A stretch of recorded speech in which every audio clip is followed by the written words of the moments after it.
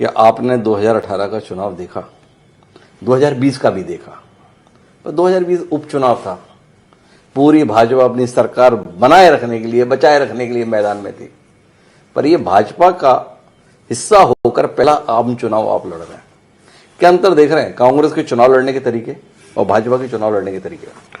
देखिए, मेरा ये अकेला एक चुनाव नहीं है, मैं चौथा चुनाव लड़ रहा हूं जी। सबसे पहला चुनाव मैंने जब लड़ा था तो मैं 42 वोट से हारा था और उस समय मेरे पे उतना अनुभव नहीं था। दूसरा, बहुजन समाज पार्टी के पूर्व विधायक देवेंद्र सिंह जी, जो अपने आप में एक सशक्त नेता थे, वो खड़े हुए थे, फिर भी मैं 4200 वोट से हारा।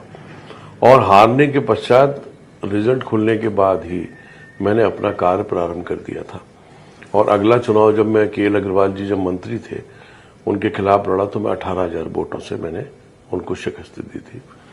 और उसके बाद जब तीसरा चुनाव हुआ, जिसमें ब्रजमोहन सिंह किरार को टिकट भारतीय जनता पार्टी ने दिया, कन्हैया लाल जी उस समय निर्दलीय खड़े हुए और मैं 28,000 वोटों से मैंने इन दोनों को पटकनी दी।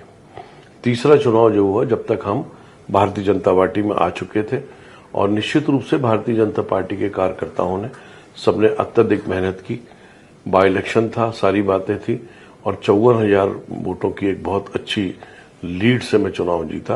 28 का डबल आप समझ सकते हैं कि 28 मेरा मूल वोट था जी, और भारतीय जनता पार्टी का उसमें वोट शामिल हुआ और वो जीत डबल की तरफ क्रॉस कर गई।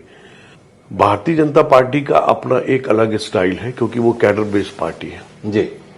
उनका हर बूथ के ऊपर एक संचालन रहता है, शक्ति केंद्रों पे संचालन होता है, पन्ना प्रभारी होते हैं। ये सारी चीजें कांग्रेस पार्टी में नहीं होती हैं। चुनाव लड़ते थे तो अपनी दम पे लड़ते थे, संगठन का उतना ज्यादा हमको समर्थन प्राप्त नहीं होता था क्योंकि संगठन कांग्रेस पार्टी का बूथ लेवल पे इतना फैला हुआ नहीं है जितना भारतीय जनता पार्टी का है। जी।